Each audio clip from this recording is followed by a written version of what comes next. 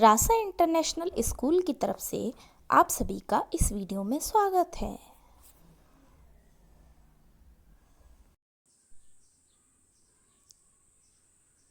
नमस्कार प्यारे बच्चों, कैसे हैं आप। आज हम कक्षा 8 विषय हिंदी का पाठ 5 चिट्ठियों की अनूठी दुनिया का शेष भाग का अध्ययन करेंगे। इसके पहले वीडियो में हमने देखा कि किस तरह से चिट्ठियाँ अपना विशेष महत्व रखती हैं और पहले सभी चिट्ठियों से ही अपने विचारों को, अपने भावों को एक दूसरे से बताते थे। अब हम पढ़ेंगे आगे।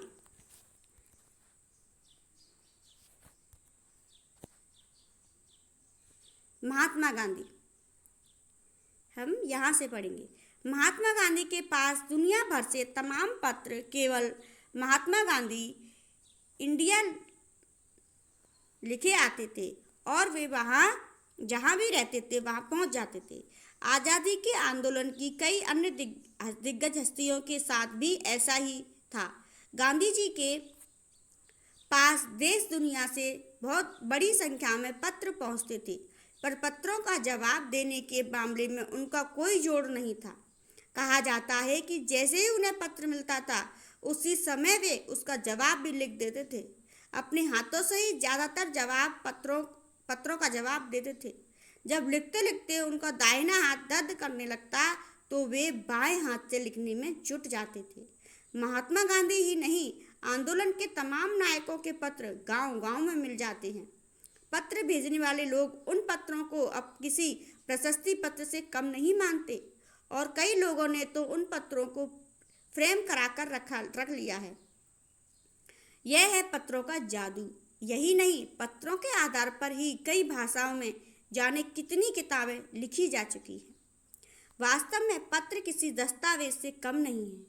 पंत के 200 पत्र बच्चन के नाम और निराला के पत्र हमको लिख्यो है कहाँ, तो पत्रों के आईने में दयानंद सरस्वती समेत कई पुस्तकें आपको मिल जाएंगी। कहा जाता है कि प्रेमचंद खास तौर पर नए लेखकों को बहुत प्रेरक जवाब देते थे तथा पत्रों के जवाब में वे बहुत मुस्तैद रहते थे। इसी प्रकार नेहरू और गांधी के लिखे गए रविंद्रनाथ टैगोर के पत्र भी बहुत प्रेरक हैं।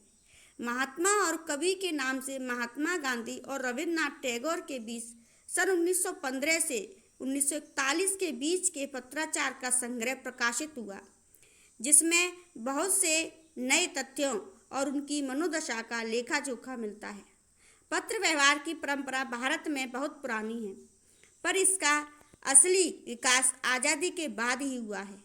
तमाम सरकारी विभागों की तुलना में सबसे ज़्यादा गुडविल डाक विभाग की ही है। गुडविल अर्थात तारीफ। इसकी एक खास वजह यह भी है कि लोगों को जोड़ने का काम करता है। घर घर तक इसकी पहुंच है। संचार के तमाम उन्नत साधनों के बाद भी चिट्ठी पत्र की हैसियत बरकरार है, अर्थात अभी भी चिट्ठियां जाती हैं। शहरी इलाकों में आलीशान हवेलियां हों या कोई झोपड़पट्टियों में रह रहे लोग हों, दुर्गम जंगलों से घिरे गांव हों या बर्फबारी के बीच जी रहे पहाड़ों के लोग, समुद्र तट पर रह रहे मछुआरे हों या फिर रेगिस्तान की डांडियों में रह रहे लोग, आज भी खतों का ही सबसे अधिक बेसब्री से इंतजार होता है। एक दो नहीं, करोड़ों लोग खतों और अन्य सेवाओं के लिए रोज भारतीय डाकघरों के दरवाजों पर पहुंचते हैं और इसकी बहुआयामी भूमिका नजर आ रही है। दूर देहात में लाखों गरीब घरों में चूल्हे मनी ऑर्डर अर्थव्यवस्था से ही चलते हैं।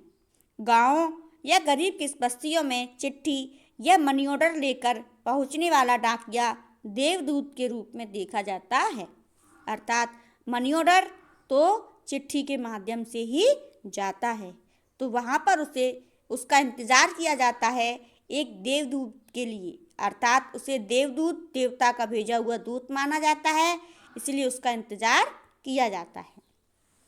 तो बच्चों, देखा आपने चिट्ठियों की महिमा कि चिट्ठियाँ कितनी महत्वपूर्ण होती हैं और किस तरह से उनका इंतज़ार भी किया जाता है। आप इसे पढ़िए, इसका अभ्यास कीजिए।